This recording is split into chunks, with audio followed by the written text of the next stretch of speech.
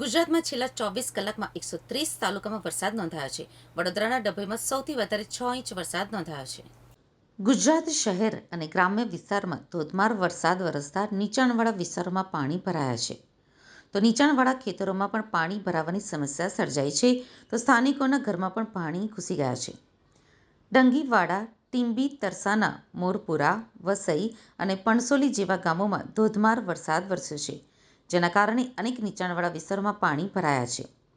Vimal park, Govind park, Uma સોસાયટીમાં પાણી ભરાયા છે અને પાણી ભરાતા વિદ્યાર્થીઓ અને સ્થાનિકોને મોટી હાલાકી પડી રહી છે. નગરપાલિકાની પ્રી મોન્સૂન કામગીરી ઉપર સવાલ ઉઠ્યા છે અને પાણીના નિકાલ માટે તાત્કાલિક ધોરણે કામગીરી કરાઈ રહી છે.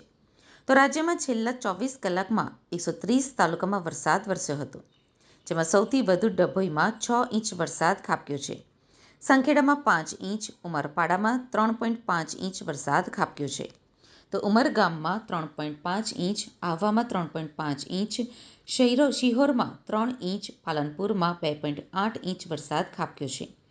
તો ખાંભામાં 2.6 ઇંચ, કામરેજમાં 2.4 ઇંચ વરસાદ વરસ્યો છે. માંગરોળમાં 2.2 ઇંચ, વઘઈમાં 2.4 ઇંચ, તારાપુર અને વલભીપુરમાં 2-2 ઇંચ વરસાદ ખાબક્યો છે.